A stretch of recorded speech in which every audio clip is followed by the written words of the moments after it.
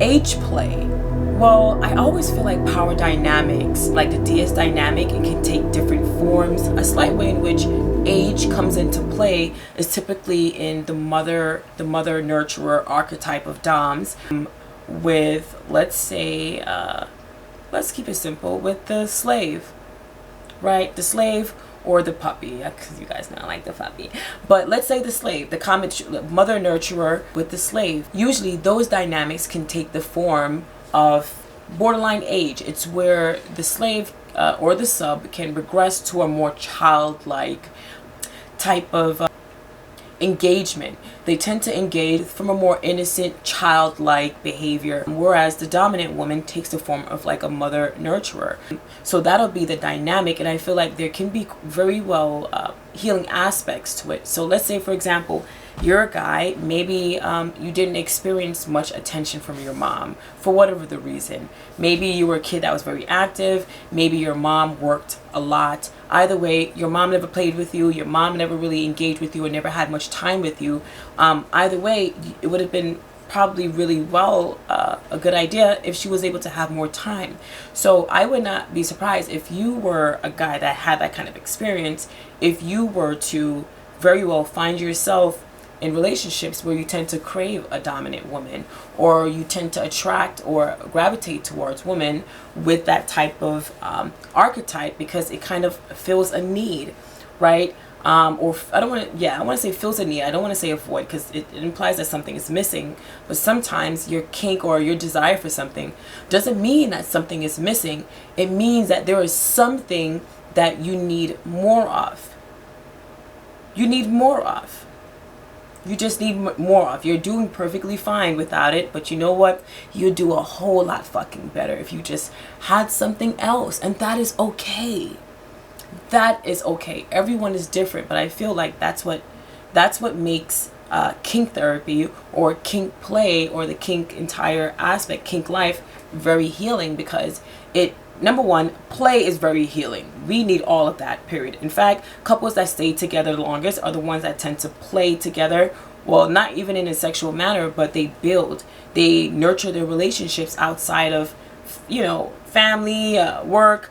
They actually laugh it up and play with each other like human beings. You know what I mean? So you're just playing, but in like a sexual aspect. You're nurturing your sexuality the same way in which you would nurture your personality, right? Through regular play.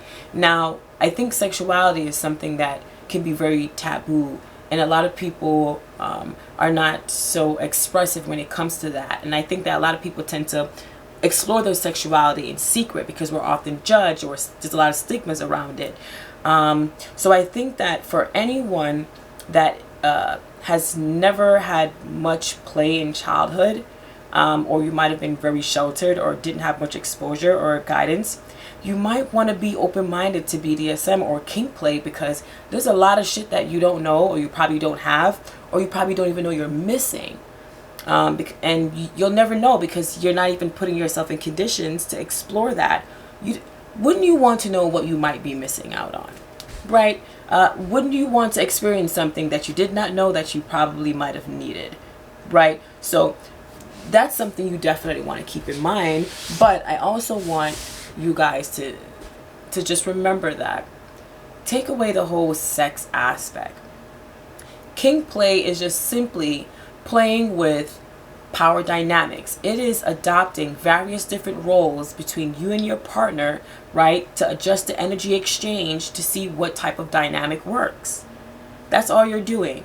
You guys are playing with power roles to see what type of power exchange or roles work best between you guys in various different settings, right? You could be a guy that maybe you're submissive in your relationship, but when it gets to behind closed doors, you're completely dominant, right? Or maybe you're a guy where you're dominant in real life, but when you get behind closed doors, you're completely submissive. That says something too. But there is so many different things that go into kink play, and either way, any which way you put it, it's healthy. There's something healthy about kink play, or it has something to offer in which you can use it to either heal certain aspects of your sexuality or explore certain aspects of your sexuality. Either way, the kink plays almost like how you socialize yourself through your sexuality. You socialize yourself by utilizing your sexuality, allowing yourself to nurture those parts of yourself that you keep in the shadow. Guys, your shadow self is also a part of yourself. It's important to integrate those parts and own it, right? Otherwise, you're just like, you're like basically betraying yourself. You're acting like, yeah, so this part of you, you need to stay there. You're compartmentalizing your shadow, the dark parts of you. You need to own it. You need to explore it. You need to refine it. Give yourself exposure. Yeah, push some boundaries. Test your limits. Stop letting like the patriarchy and society tell you what you should and should not want or do, because you're getting caught up in what the outside the box looks like, not even realizing the amount of benefits that could be on the inside. And you're about to let society make you miss out on a lot of shit that you could possibly benefit from on the inside. Is that making sense? Please cut it out, okay? Please. Oh, and also, as far as like kink, dominant woman, for me, I think a part of my kink, the healing aspects of my kink, so put it like this, guys, right?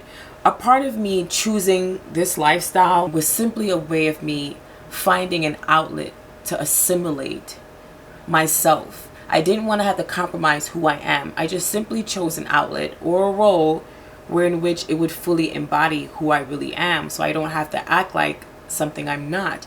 I can show up every day, live my life. It's just that this is the term for it. Dominatrix, Dom. Even if there wasn't, whatever that energy is exactly what I have, so I have it regardless. But I think that there's something about putting a label or a name to what you have that kind of precedes itself. It states and almost expresses itself and asserts itself in a way that says, this is who I am, take it or leave it. You do not have to, in fact, you do not have to be here, and neither do I. But if you are, this is the case. So we just have to be quite accepting of whatever this is, right?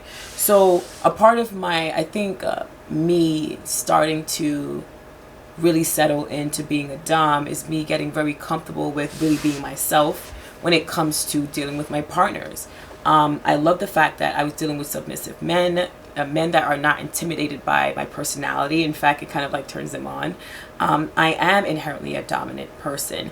My kink probably started from me just being a big sister growing up, the tendency to always want to make sure that everyone's happy, me tending to be like the caregiver role, me tending to be very protective. You know, I mention this very often, but I do tend to carry a bit of heavy masculine energy.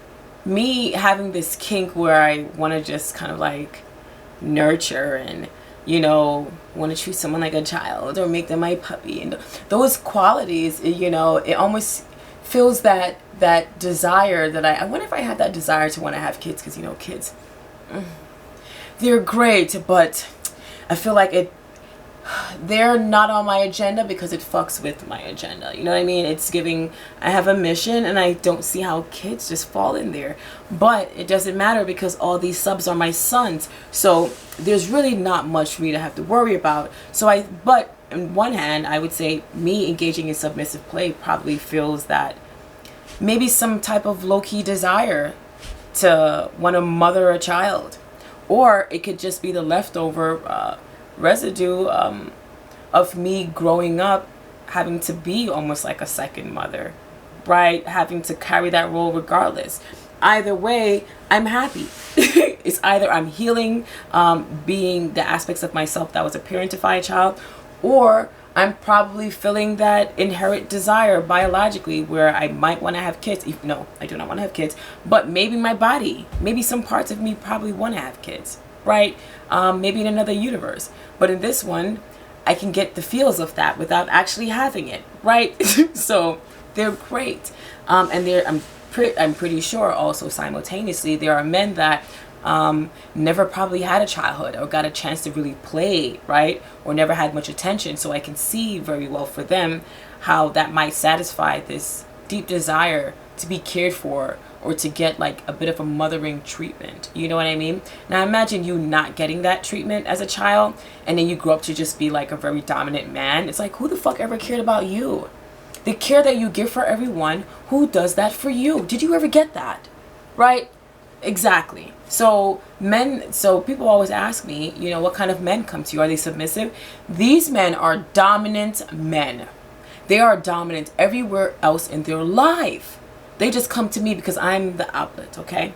I'm the outlet. I'm where they submit, where they can be their self entirely, right? Where they get to feel cared for and mothered, the way in which they might father other people, right? It's giving, they deserve that energy too. That's why they come and submit to me. So it's that mutual understanding. But guys, I need you guys to stop judging these kinks. Just because someone likes a particular thing does not necessarily mean another. Yeah, you guys got to cut it out, okay? There's a lot more educational, emotionally intelligent, psychological, mental awareness, level of consciousness that goes into the kink dynamics. Stop minimizing it to homophobia. It's ghetto, okay? Stop minimizing your sexuality and the exploration of that to inappropriate behaviors. What's inappropriate? Inappropriate is arbitrary and relative. Why are you guys doing this?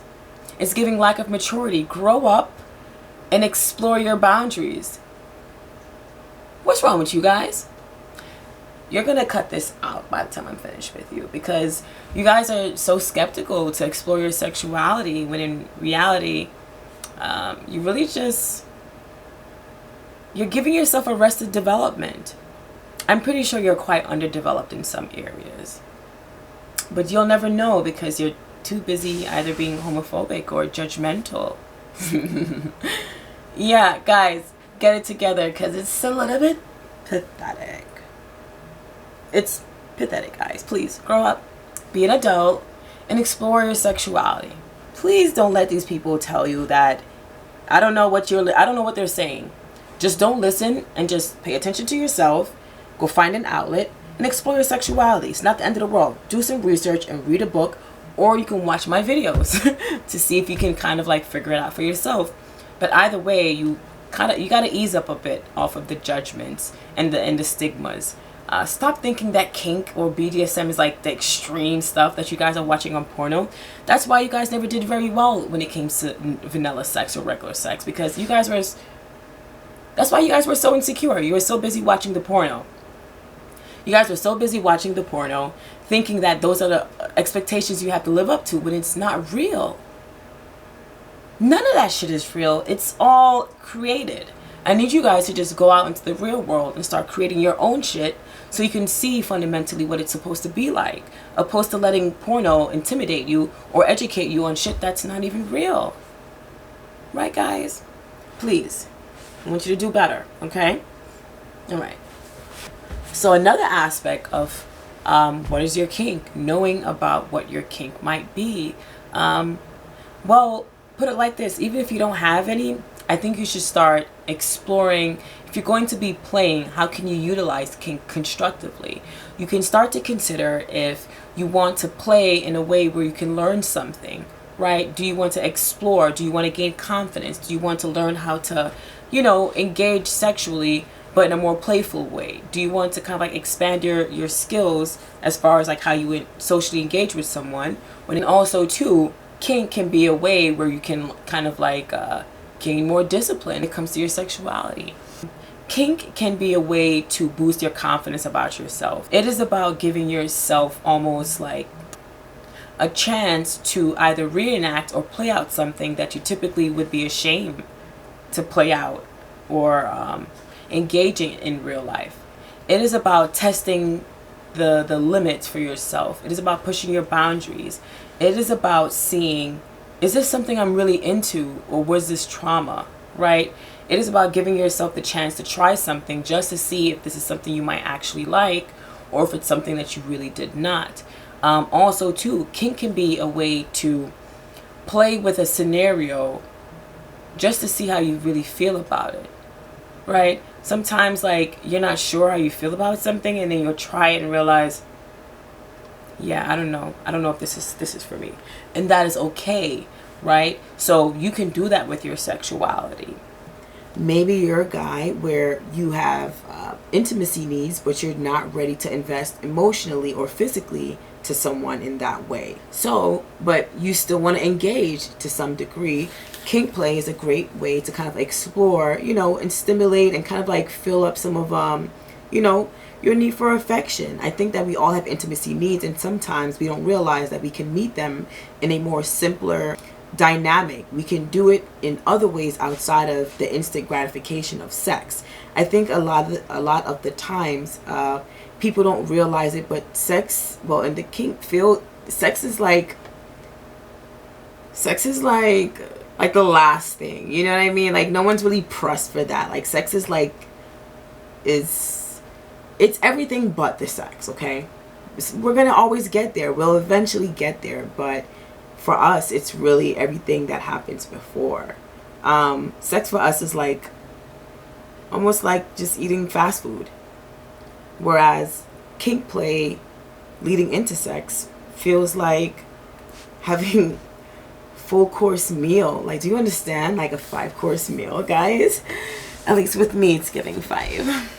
But yeah, basically, there's so many different levels to this, and it doesn't, and so many different phases. So even if you're a person that you engage in foreplay, that can still be relatively vanilla to me. I'm not a fan of the traditional foreplay. For me, traditional foreplay, or considerably vanilla, is somewhere along the lines of handcuffs. I'm gonna say handcuffs and below, bed straps. I feel like that's more normal. It's bondage, but it's more simple. Kinky for me would be handcuffing someone, incorporating some sadistic aspects, or playing with his different sensations. Am I going to tickle him? Am I going to like make him feel things that he wouldn't anticipate? Just basically fucking with him, guys. Just fucking with him. Just like for no reason. You know, because obviously the reason is that they like it, you know, and I love it there. But there's so many different things you can do. Sometimes I want to be a predator. Sometimes I want to be a priestess. Sometimes I just want to be a mother, right? Sometimes I just want the intimacy, but without the sexual aspects. I just want to kind of like, I want to sun you right now. That's the intimacy for me. Or just be a puppy. Can you come kiss my feet? Please do not. Puppies do not speak. They make dog sounds, right? It's wanting to hear your partner, but sometimes not really wanting to hear them speak, right? And as you guys know, it's the rough for me. Guys, give me a moment, girl. But anyway, it's definitely the rough for me. Yeah, but anyway, there's so many things you can do. It is wanting someone's company, but I just love them at my feet. So, you know, I have no problem working and them being on the floor, me using them as a rug, like a feet warmer. Or sometimes, you know, if their face can be a seat, that's always lovely as well. But there's so many different things you can play with or add to your life or your kink dynamic, or you can turn your dynamic into something kinky. Just see kinky as eccentric. That's all. You're just becoming less orthodox. So you're leaning more towards the unorthodox side of things. I, for one, I'm just a whole paradox, to be honest. But yeah, obviously I am quite unorthodox, right? I didn't start this way. But it's when I was doing everything vanilla that it was never going my way. It was never going right. And then I started to do things more eccentrically, which was more in line with who I am. And well, here we are, residing quite well. But I do want to encourage you all, especially you lovely woman, tap into your power. Yeah, find me, find Ferocian. Let me help you tap into your power. And you men, if you want to explore your power, please find me as well. I do extend my home, my house to you. I would like to really break up a lot of the rhetoric around the stigmas as well around kink aspects or kink dynamics. It's such a beautiful thing. But I think many of you haven't experienced much of that, hence the judgments and the stigmas. But there was a time where people were quite judgmental of, let's say, oral sex. But in this day and age, it's almost like you're kind of weird if you kind of judge that. You know, you kind of, is something wrong with you? Is that not sex, right? Is that not part of, I can understand if for, let's say, personal reasons, I don't know, maybe you're a woman, you want to protect your throat chakra, and you don't obviously want to put your throat to body parts that may possibly block it. Totally understand. So with that being said, I can see why you would probably decline some form of like oral sexual engagement. But if you're a person that just simply judges it, it's kind of weird. It's okay. Let me not say weird in a more clinical sense. It can be off-putting for some people to hear that someone is judgmental of oral sex or perceive it as a bad thing when it's quite healthy and very common and a part of a lot of relationships. But for some reason you find it extremely bad and weird. Is this culturally related? Because if it's not, that's also kind of weird. And when I say weird, I use it very loosely, because what I really want to say is I think that you should have a talk with a health professional around your sexuality. And I'm trying very hard here, guys, because I, for one, I don't want to pass any judgments, but sometimes I almost want to say shame on you for even having that fucking judgment in the first place. It is that part. It's that part. It's that part. It is shame on you for having those judgments. Please leave the barbaric, archaic, fixed, closed mindset somewhere in a backyard where it can burn. Please. Okay? And then I want you to get some dirt and bury it over that, and then I want you to get some grass and put over it, and then just put like a stone. Put a stone there. Yeah. Leave it there, because it doesn't serve you. It doesn't serve you. However, just for your own personal preferences, it's totally fine. But don't open your mouth and try to judge people in a negative way. It's a nasty habit. It's actually very nasty to do things like that, to be quite judgy. It's giving, we're in a cancel culture. You might want to keep your mouth kind of closed when it comes to certain judgments, because we're really judging you simultaneously. You know what I mean? You should want more for yourself. Yeah. So anyway, guys, this has been such a great episode. I just love you guys. I really look forward to more kink talks. By the way, guys, check out my Instagram live. I definitely do Kink Therapy Thursdays, and you guys can definitely hop on, watch me. I always have some co-hosts as well.